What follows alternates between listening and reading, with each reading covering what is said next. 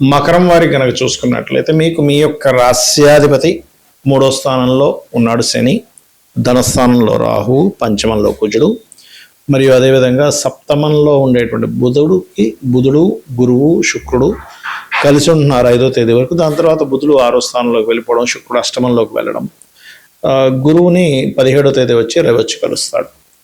ఇక 12 రాశుల్లో కూడా చంద్రుడు సంచారం జరుగుతుంది. ఈ యొక్క గ్రహస్థితిని అనుసరించి మీకు ఎలా ఉండబోతుంది, ఏ దేవత ఆరాధన చేయాలి, ఎటువంటి విషయాల పట్ల మీరు జాగ్రత్తగా ఉండాలనేటువంటి అంశాలు చెప్తుంది నేనైనప్పటికీ చెప్పిస్తుంది సాక్షాత్ లలిత అమ్మవారిగా భావిస్తూ ఆ లలితాంబిక అమ్మవారి యొక్క అనుగ్రహం మీకు పరిపూర్ణంగా కలగాలని మనస్ఫూర్తి కోరుకుంటూ, ఇక్కడ 3వ స్థానంలో ఎప్పుడైతే శని ఉన్నాడో, గురువు యొక్క దృష్టి ఉందో, సంకల్ప బలం అనేటువంటిది పెరుగుతుంది, గుర్తుపెట్టుకోండి. అయితే మీరు ఈ ధనస్థానంలో రాహు ఉన్నందుకు దుర్గా నామాన్ని ఎక్కువగా స్మరించండి. ఎంత మీరు దుర్గాదేవి యొక్క ఆరాధన, దుర్గా నామాన్ని ఎంత స్మరిస్తారో అంత బాగుంటుంది మీకు. అంటే ఫైనాన్షియల్ గ్రోత్ ఉంటుంది. అదేవిధంగా కాస్త సంతానం విషయంలోని, షేర్ మార్కెట్ విషయంలోని, స్నేహితుల విషయంలోని, ప్రేమ వ్యవహారాలకు సంబంధించిన విషయంలోని కొంచెం స్ట్రెస్ అది ఉంటూ ఉంటుంది, తాతగారి విషయంలోని. అయితే 6వ స్థానంలో రవి ఉన్నందుకు మీకు గవర్నమెంట్ జాబ్స్ కోసం చేసేటువంటి ప్రయత్నాలు ఫలిస్తాయి 17వ తేదీ వరకు.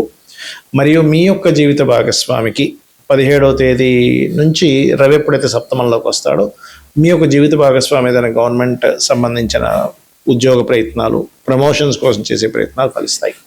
అయితే మీకు ఎప్పుడైతే శుక్రుడు దశమాధిపతి కేతువుతో అష్టమంలో ఉంటున్నాడో, అష్టమం అనేటువంటిది ప్రధానంగా ఇక్కడ తాతగారి ఆస్తి సంబంధించినటువంటి విషయం కాబట్టి తాతగారి ప్రాపర్టీ విషయంలోని, ఇన్సూరెన్సెస్ సంబంధించినటువంటి అంశాలలోని, ఉద్యోగ వ్యవహారాలకు సంబంధించిన విషయంలో ఆకస్మికంగా కొన్ని నిర్ణయాలు తీసుకుంటూ ఉంటారు.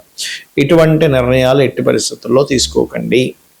అలాగే శుక్రవారాలు, ఆదివారాలు, మంగళవారాలు ముఖ్యంగా ఈ షేర్ మార్కెట్ విషయంలో కానివ్వండి, మరియు ఈ తాతగారు ఆస్తి సంబంధించిన నిర్ణయాల్లో కానివ్వండి, ఉద్యోగ సంబంధించినటువంటి అంటే తొందరపాటు నిర్ణయాలతో మానేయడం లాంటివి చేయకండి దయచేసి. ఇక మీరు నిత్యము చేయవలసినటువంటి దేవతారాధన లక్ష్మీ నరసింహస్వామి యొక్క కరావలంబ స్తోత్ర పఠనము, మరియు సుబ్రహ్మణ్యేశ్వర స్వామి యొక్క ఆరాధన, లలితా సహస్రనామాల యొక్క శ్రవణము లేదా పఠనం చేయడం ద్వారా అనవసరమైన గొడవలు, ఎందుకంటే పంచమంలో కుజుడు ఉన్నప్పుడు ఏమవుతుందంటే స్నేహితులు శత్రువులు అవుతూ ఉంటారు. చూడ్డానికి స్నేహితులే కానీ శత్రుత్వాలు పెరుగుతూ ఉంటాయి. కాబట్టి ఈ యొక్క విషయంలో జాగ్రత్తగా ఉండండి, అన్ని విధాలు బాగుంటుంది. జ్యోతిష్ శాస్త్రంలో గ్రహాలు, ఒక్కొక్క గ్రహానికి ఒక్కొక్క పోర్ట్ఫోలియో ఉంటుంది, ఒక్కొక్క తత్వం ఉంటుంది.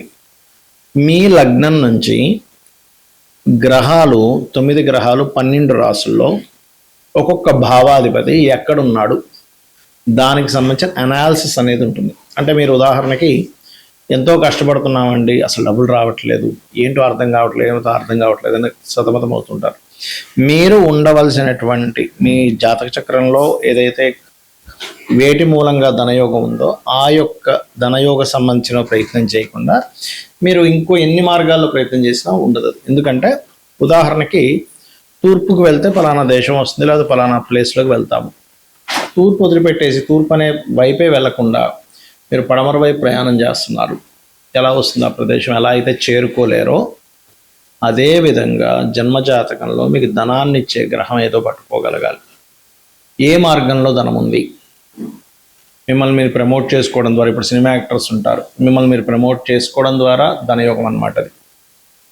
అలా కాకుండా కొంతమంది చిట్ ఫండ్స్ నడుపుతూ ఉంటారు, లేదా కుటుంబ సభ్యులు అందరూ కలిసి చేసేటువంటి పనులు కొన్ని ఉంటాయి, అందరూ కుటుంబ సభ్యులే అందులో పార్ట్నర్స్ అవుతూ ఉంటారు. ఆ రకంగా ఉందా? లేకపోతే ఫుడ్ రిలేటెడ్, అంటే చంద్రుడు ఇస్తున్నాడు మీకు ధనయోగాన్ని, అప్పుడు ఫుడ్, చంద్రుడు శుక్రుడు కలిసి వస్తున్నారు, అప్పుడు ట్రాన్స్పోర్టేషన్, అంటే ఒక క్యాబ్ నడుపుతున్నామా, లేకపోతే 4 కార్లు కొనుక్కొని ట్రావెలింగ్కి పెట్టామా, లేకపోతే ఒక బస్సు పెట్టామా. ఆ బస్సులో కూడా కొంతమంది ఏంటి, మేము పర్టికులర్గా ఈ పుణ్యక్షేత్రాలకి అది బస్సు పెడుతుంటామండి అంటారు. అలాంటి వారికి శుక్రుడు, గురువు, కేతు కనెక్టివిటీస్ కూడా ఉంటాయి. అంటే ఇక్కడ ఏంటి, ఒక్కొక్క గ్రహానికి ఒక్కొక్క కారకత్వం ఉంది, ఆ కారకత్వం బట్టి మీకు ధనాన్ని ఇస్తుంది. ఆ యోగం ఉంది మీకు పలానా బ్యాంకులో అకౌంట్ ఉన్నప్పుడు, పలానా చెక్ బుక్ ఉన్నప్పుడు ఆ చెక్ బుక్ ఆ బ్యాంకులోనే ఎలా చెల్లుతుందో మీకున్నటువంటి యోగము వలన ఎందులో అయితే యోగం ఉందో అందులోనే వస్తుంది. మరి మీరు అనొచ్చు, ఏమండి కొంతమందికి రకరకాల మార్గాల్లో వస్తుంది అంటే మల్టిపుల్ ధన యోగా అంటారు దాన్ని. అంటే మీ ధనాధిపతి ద్విస్వభావ రాశుల్లో ఉండడం, రకరకాల గ్రహాలతో కలిసి ఉండడం వల్ల మల్టిపుల్ ధనయోగం ఉంటుంది. కొంతమందికి 1-2 వాటిలోనే డబ్బులు వస్తాయి. కొంతమందికి ఒక 50 సక్సెస్ అయినా 51 దగ్గర ఇబ్బంది పడతారు. ఎందుకంటే ఆ మాటి మూలంగా ధనయోగం లేదు.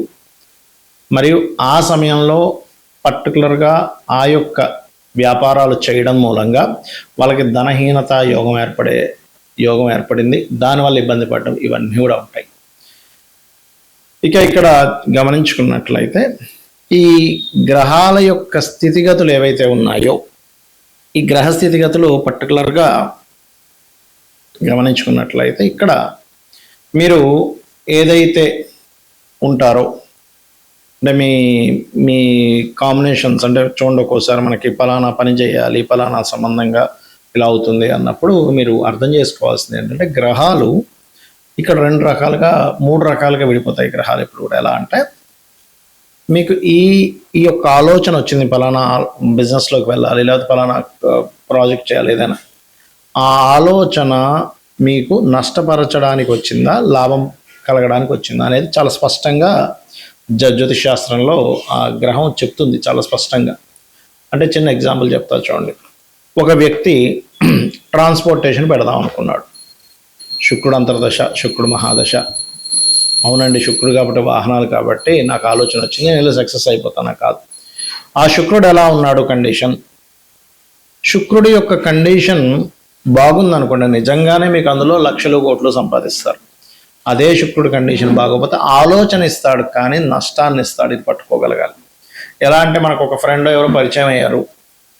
పరిచయం అయినప్పుడు అబ్బా పలానా వ్యక్తి పరిచయం అయ్యాడండి, ఆయన చాలా పెద్ద బిజినెస్ మ్యాన్, అది ఇది అనుకుంటున్నాం. ఆయన దానిలో షేర్ కూడా కలవమంటున్నాడు. కానీ ఆయన ఆలోచన ఏంటి, మిమ్మల్ని షేర్ కలుపుకొని మిమ్మల్ని ముంచాలని ఆయన ఆలోచన. అతని ఇంటెన్షన్ అది అయినప్పుడు మీరు వెళ్ళడం వల్ల ఏంటి, నష్టం వస్తుందా లాభం వస్తుందా? నష్టమే కలుగుతుంది. ఎందుకంటే తీసేసుకొని తర్వాత అది నష్టం వచ్చిందని మిమ్మల్ని ఇబ్బంది పెడతాడు. అలా మీకు నడిచేటువంటి మహాదశలు, అంతర్దశలు, గోచారం అంటే ఎంతసేపు వెళ్ళాల్సిన ఒకటే కాదు, ప్రతి గ్రహము అంటే నవగ్రహాల్లో ప్రతి గ్రహము యొక్క కదలిక ఈ గోచారాన్ని రూల్ చేస్తూ ఉంటుంది. అంటే ఇప్పుడు మనం చెప్పుకుంటున్నాం, మేషం నుంచి ఈ గ్రహాలు ఇక్కడ ఉన్నాయి, వృషభం నుంచి ఈ గ్రహాలు ఇక్కడ ఉన్నాయి. ఆ గ్రహం యొక్క ఎనర్జీ ఎలా ఉంది, ఆ ఎనర్జీ వల్ల మీకు ఎటువంటి ఫలితాలు వస్తున్నాయి అనేటువంటిది గోచారం రూల్ చేస్తూ ఉంటుంది. గోచారం మీకు చూపిస్తూ ఉంటుంది. అందుకే మనం ఈ గోచార ఫలితాలు చెప్పుకుంటాం. అంటే కాలము ఇలా ఉంది, కాలం ఉంది కాబట్టి నువ్వు ఇలా ముందుకు వెళ్తూ ఉండు, కాలంలో ఇలా ఉన్నాయి పరిస్థితులు, నీకు ధనపరంగా ఇలా ఉన్నాయి, కుటుంబ పరంగా ఇలా ఉంది, గృహపరంగా ఇలా ఉంది, ఉద్యోగపరంగా ఇలా ఉంది అనేటువంటి చెప్పేదే గోచార ఫలితాలు. అయితే మీ పర్సనల్ చార్ట్లో ఉండేటువంటి స్ట్రెంగ్త్ చాలా ముఖ్యం గోచారం కంటే కూడా. అది గనక చాలా బాగుంటే గనక గోచారంలో జరిగేటువంటి కొంత ఇబ్బందికరమైనటువంటి ఫలితాలు ఏవైతే ఉంటాయో అవి చాలా మటుకు తగ్గిపోతాయి. అలా కాకుండా అక్కడ మీకు జన్మజాతకంలోనే బలం లేదు, గోచారంలోనే కొన్ని పాపగ్రహాలు వచ్చి కాంబినేషన్స్ వచ్చేసాయి. అందుకే చూడండి, అసలు ఎప్పుడు మేము పడలేదండి ఇంత ఇబ్బంది అంటూ ఉంటాం. ఎందుకు కారణం ఏంటంటే మీ పర్సనల్ చార్ట్లో మహాదశ, అంతర్దశ అనుకూలంగా లేదు, దానికి తోడు గోచారం అలా వచ్చింది. ఇవన్నీ ఒక ఎత్తు అయితే మీరు సరైనటువంటి గృహంలో కూడా లేరు. మీరు ఉండవలసిన గృహంలో ఉండకుండా, అంటే మీకు సరిపోయే డైరెక్షన్లో ఉండకుండా దోషమున్న ఇంట్లో ఉంటే మళ్ళీ అక్కడ కూడా సేమ్ ఇవే నవగ్రహాలు అష్టదిక్కుల్లో ఉంటాయి కాబట్టి అది మళ్ళీ ఇంకొక దోషం ఎక్కువ అవుతూ ఉంటుంది. కాబట్టి ఇది చాలా క్లియర్గా మీరు ఇల్లు చెక్ చేసుకొని, మీరు ఇవన్నీ నాకు తెలియవండి, నాకు డేట్ ఆఫ్ బర్త్ లేదు, నాకు వాస్తు తెలియదు, నాకు అంత చూపించుకునే స్తోమత కూడా లేదంటే చాలా సింపుల్ టెక్నిక్. లలితా సహస్రనామాలు నిత్యము పారాయణం చేయండి, ఏమీ అక్కర్లేదు. అమ్మవారి మిమ్మల్ని చూసుకుంటుంది, ఒక కన్న తల్లిలాగా. శ్రీమాత్రే నమః.